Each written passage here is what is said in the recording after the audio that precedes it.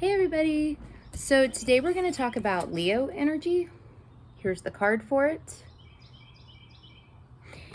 And I'm not talking about just Leo sun sign people. I am talking about Leo energy in general. How Leo energy wants to express itself.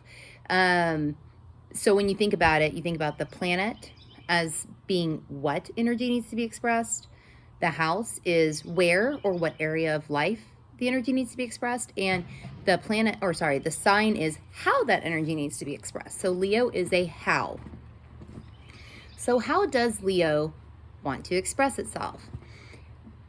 Well, Leo wants to express itself generally, right?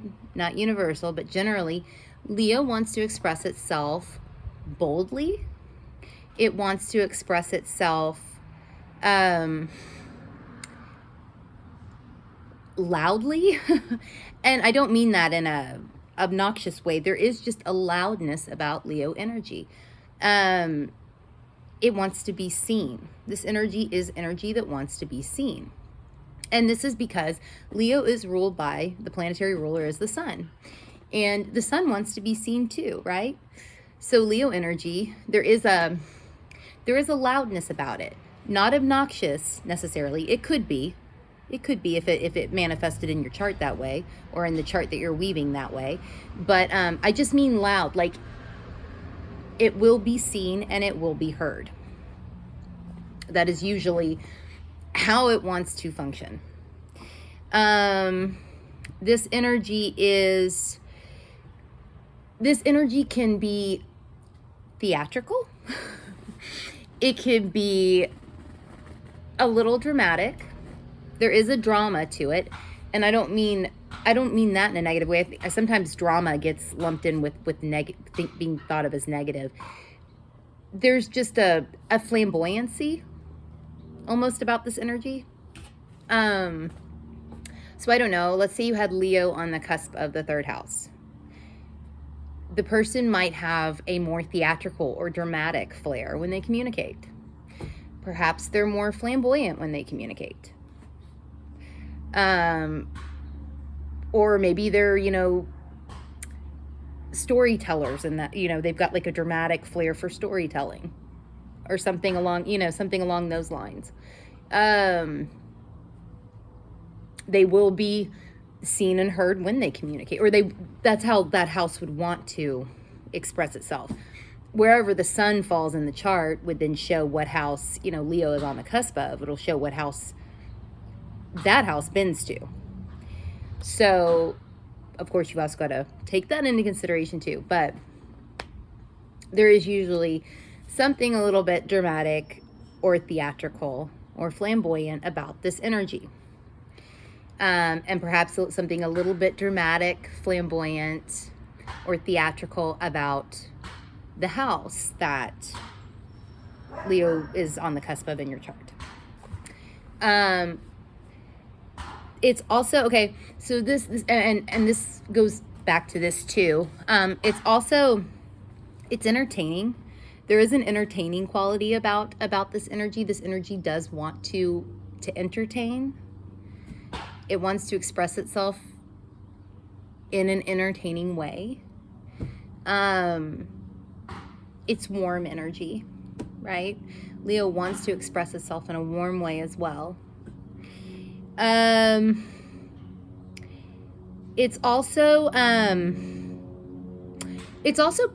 a lot of leadership with Leo energy. Leo does like to lead. That's one way that this energy may express itself. Now, this energy can also be, there can be a bossiness to it. So, where Leo falls in your chart, or in whatever chart you're weaving, in those areas of life that Leo's on the house cusp of, perhaps you take a real leadership or active leadership role in those areas of life, or perhaps maybe you're bossier in those areas of life, or it could play out that way. Obviously, none of this is universal. just some ideas to play with.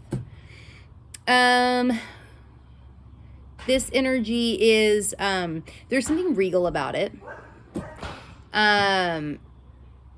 Depending on how that's utilized, that may or may not be such a great thing. If they use this if this energy is manifested in a very dignified way, which Leo does try to do, then the regalness isn't usually a negative thing. You want to make sure though that this energy can kind of manifest at times like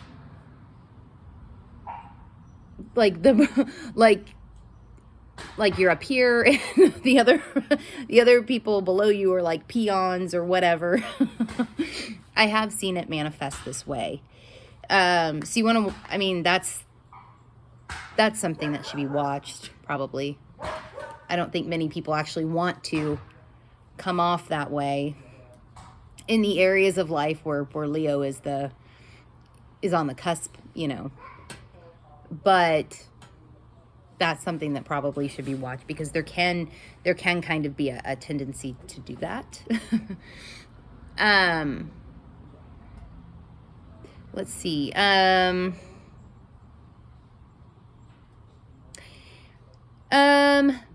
That kind of also goes into this energy, can also be pretentious at times. It's kind of along the same lines of what I was just talking about.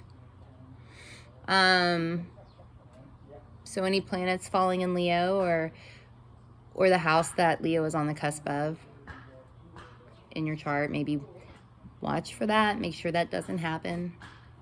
Unless you want it to happen, maybe you do. You know, we all want different things. So, Leo energy is, it'll express itself in an ego way, because the sun is which rules Leo is very much like the ego, the self. So Leo energy can also kind of manifest itself that way.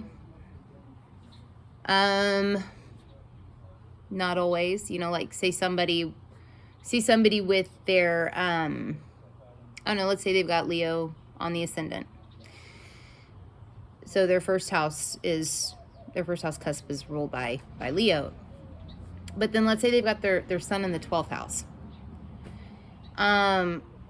This person this, again, not universal. Don't take this as gospel, because it does depend on everything going on. But somebody like that may be less ego-driven just by nature of the sun falling in the 12th house. And the first house disposing of itself to the 12th. Then say somebody who, I don't know, let's say they had their first house cusp, their ascendant was in Leo, and their sun was in the first house. Somebody with that going on could have some ego things going on that perhaps need to be kept in check. Not always. I'm not ragging on anybody. They may have that going on in their chart, but these are just for instances. Won't necessarily always play out that way. Trying to see if I missed anything. No, you know what?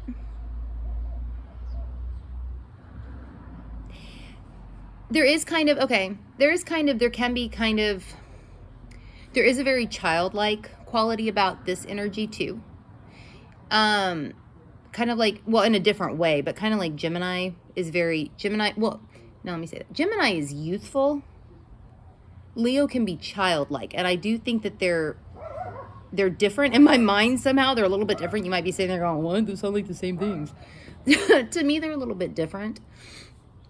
It has to do with the how they're expressed. This Leo can express itself in a childlike way, and that can be, again, a really lovely thing, or it can kind of veer off into immaturity or me.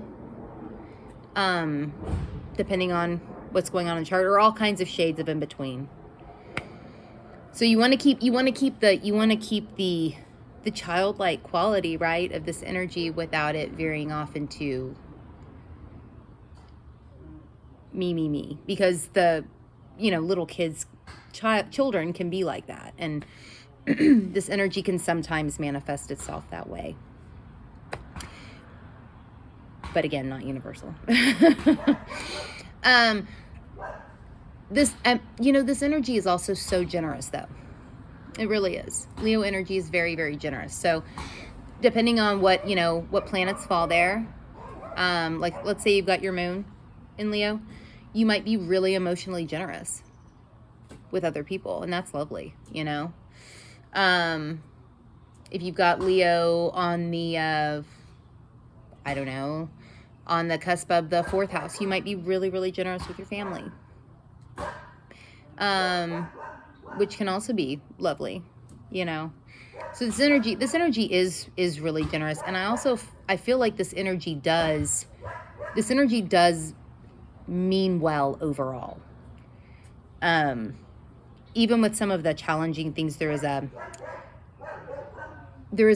well, not that any of the signs aren't well-meaning, but I do feel like overall with Leo, even if the execution isn't always totally right, this energy is well-meaning, and this energy does overall have good intentions with how it expresses itself. It just may not always do it